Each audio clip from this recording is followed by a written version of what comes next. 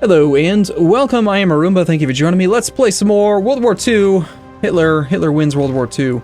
We're going to get our panzers over here, we're going to tell them to also form up on this line, and we're going to give them a little bit more of a specified angle of attack.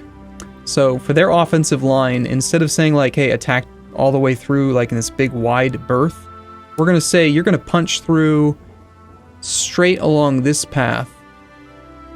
And actually, I think the way we want to do that is we say, do we just do it tile by tile, maybe? We might. I think we just say, like, go here, and then go to here, and then go up to here. So they're going to try to come around. They're not actually going to, you know, again, we're not doing anything. We're not going to war yet. I'd love to get an early war in. World tension's at 4% already. The latest change was the Rhineland.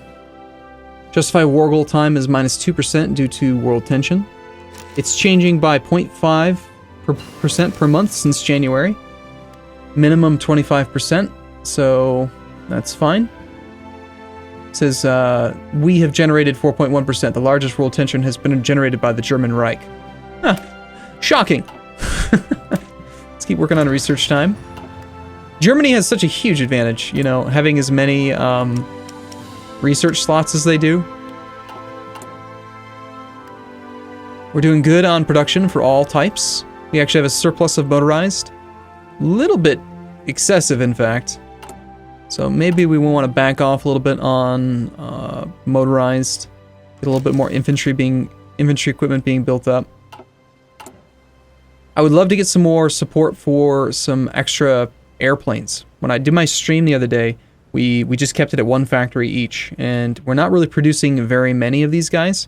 If we go to production, which I'm still learning, we're only producing like 3 planes per month. So over the course of 4 years, that's only a couple hundred planes.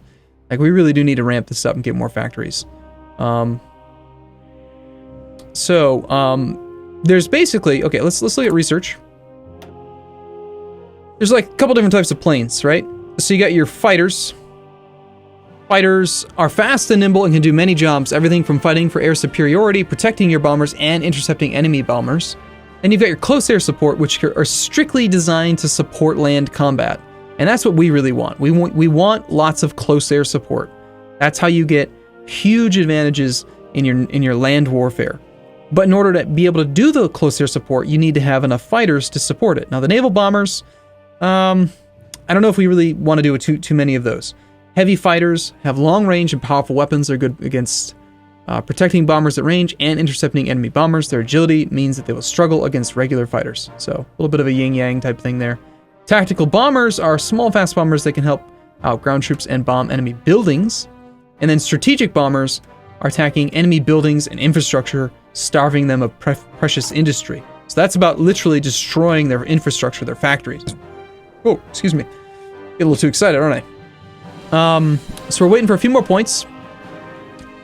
Don't worry, let's go check on it. We'll check on it periodically, maybe every episode. It looks like fascism has already got 9% support for fascists. It's good. We're going to see Spain have their war soon. And our panzers may end up getting pulled away from this front line on Belgium, because they're going to need to go help out with the war with Spain. Meanwhile, boot camp is just kind of hanging out. Adolf Hitler denounces Belgium ideals. It's just a random event, if you like fluff. It's just because we're fabricating claims. I should have read it. Because we're fabricating a justification against him, you get random events that say like, hey, we're making fun of you. You guys are ugly and stupid. Anyway, boot camp is about to get its first recruits. And as soon as it does, we're going to pull this guy out because he's already fully trained up. There's no reason for him to be in here. The only reason I put him in here was because I like to have boot camp, like my training camp, to be the far most left general. And I still haven't found a way to adjust the order of generals. So if you want your general to be on the left, then I think you have to create that army first. So now that there's 2 troops in here, let's go ahead and grab this guy. We'll pull him. All you have to do is just click there and then just assign him to that like this. Now, he's not assigned, though, to his orders. So to do that, you actually have to find this guy's orders, Find the one that says divisions. Divisions assigned to this order. Divisions assigned to this order. And then control click. And now he's assigned properly. Now these guys are green. Notice how they come out, well, they come out trained, but they're not level 3. And I'm going to go ahead and we're going to enable exercise. Now this is going to cost us 6% attrition. And now, based on the reliability factor of our equipment, that means that there's a chance on a daily basis of equipment breaking. So in this case, chance of equipment loss, infantry equipment, chance is 5.4%, reliability is 90%. So 90% times a 6% attrition equals 5.4%. So 5.4%, we're going to lose 5% of the guns we make. Big deal. I don't care. I feel like it's well worth it for a 25% combat bonus. We're going to keep on doing it. Twitch chat disagreed with me greatly, and I did it anyway, and we won World War I. So we're going to do it. We're going to modify our government. We want another silent workhorse. And we're about to get Reichs Autobahn. Okay, so what we got from that was added maximum infrastructure in Brandenburg, Hanover, Thuringen, and Franken. That's good. Next, we're going to do Army Innovations. So we get 2x research bonus for land doctrine. And we will also get a guy that's available that we can hire for division speed. So we're going to want him eventually, but also I want this research bonus for land doctrine. Now, every country in the game starts off with certain technologies like already kind of preset as far as doctrine goes. We start off with mobile warfare. We could switch. We could go for superior firepower, but it's mutually exclusive with mobile warfare doctrine. So, of course, for Germany, we're going to go for Blitzkrieg. I mean, it's Germany, right? But, like, for example, if you're playing, I think, the United States, I think they have superior firepower. I think maybe France has trench warfare. I don't know who has what. I haven't played the game enough yet. But, no, we're going to stick with mobile warfare. But we want to get that reduction in cost. Right now, it's 292 days. It's a long time. And if we get this national policy, or this national, what are they called? Focus done, national focus, then we can cut that time in half and get both of them in the same amount of time, which should be great. What we would pick up from that is we would pick up delay, which gives 15 extra organization cap to our infantry, and elastic defense, which enables elastic defense tactic, which gives a tactics movement penalty, attacker tactic damage, defender tactic damage. I don't know. It's good. It's good when you're the defender or something. It's good. Still learning the game. Waiting to see what happens next.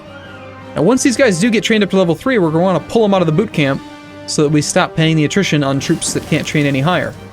Now, the other advantage to doing this is that we are also accruing exercise experience. We gained 5 from doing the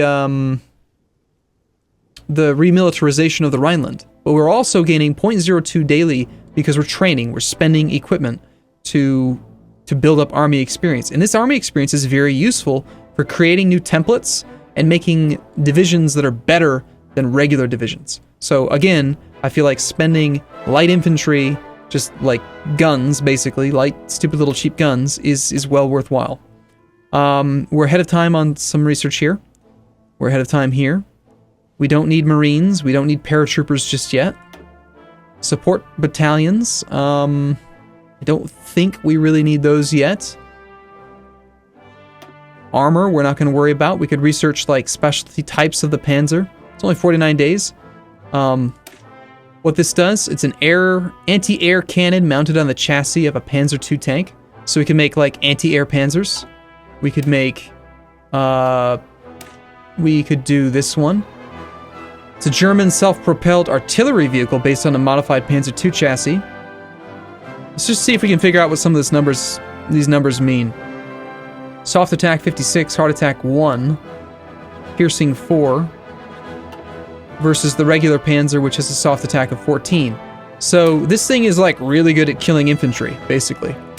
And then this one is a German tank destroyer based on the Panzer II chassis. So it's got weak soft attack, better hard attack, and probably huge piercing.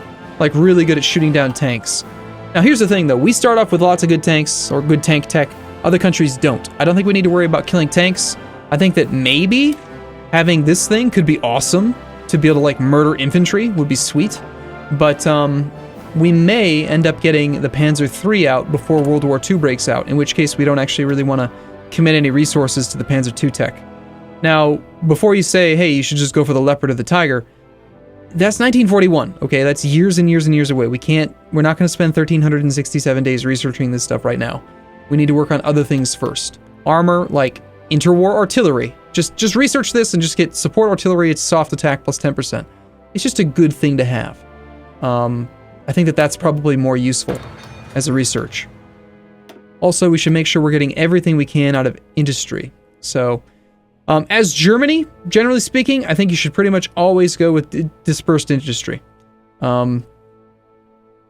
It's mutually exclusive. You can only do one or the other. Concentrated gives factory output plus 20%. This only gives plus 10%, but production efficiency retention stays high when you switch jobs, and also factory bomb vulnerability goes down. So we're going to get bombed. We're Germany. We're going to go for dispersed industry.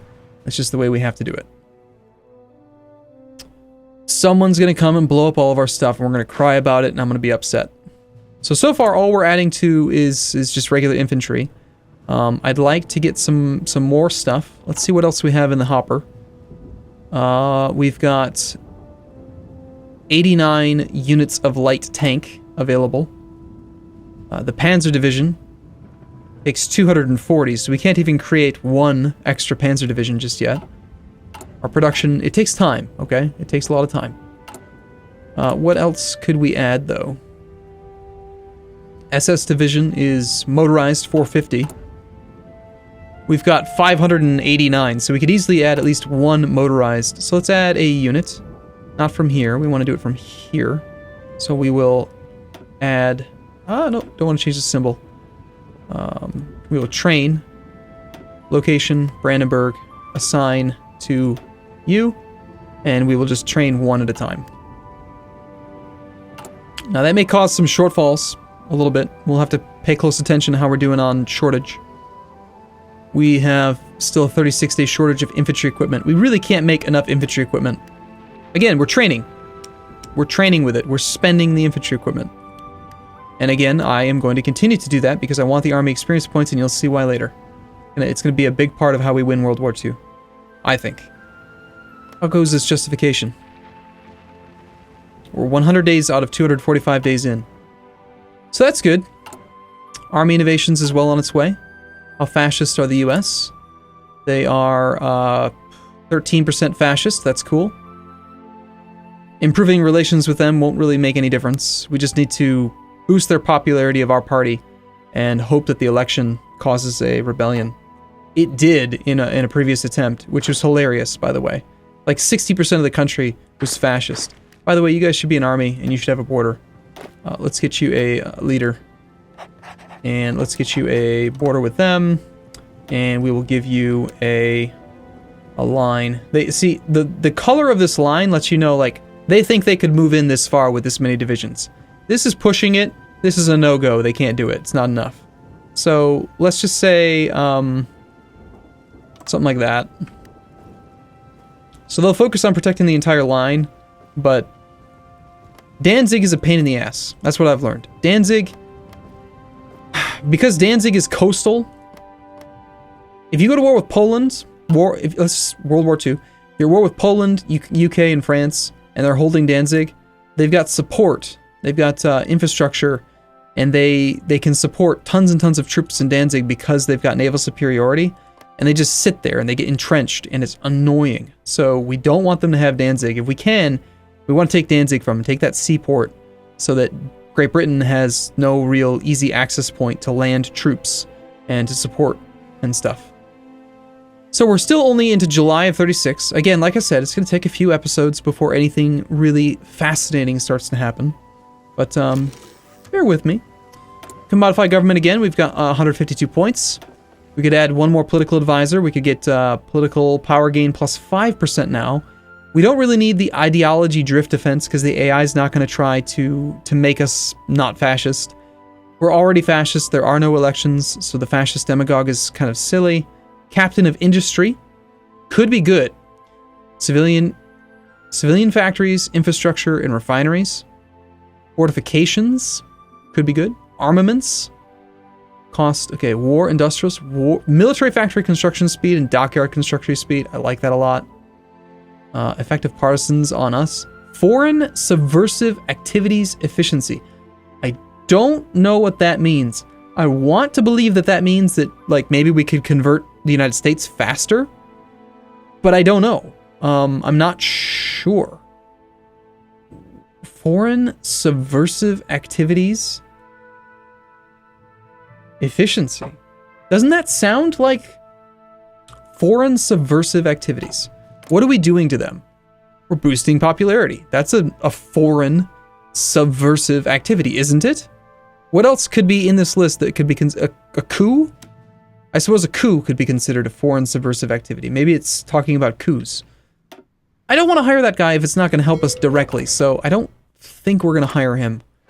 But it's tempting. It's tempting. Like, if that is what it is, I'm going to feel silly for not having taken it. Instead, we're going to take the war industrialist, because I want to construct military factories faster. And we are generating 2.35 points per day, which is good. We're working on our army innovations.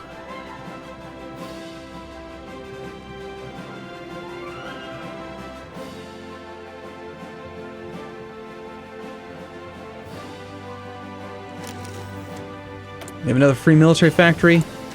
We have no shortages whatsoever. We've finished construction. That's good. We actually have 753 extra infantry equipment. I'd say it's a good time to consider maybe training some more units then. These guys cost how many again? 910. Let's train one more. We'll just add a unit here. And let's keep on making more light infantry equipment. Our research slot is available. Did we finish the thing? No, not yet. So here's what we're going to do. This is going to take 23 days to complete, and you can stockpile research for up to 30 days. So we're just going to wait. We're going to let this build up, save up the 30 days, and then immediately commit it to the Blitzkrieg type military land theory.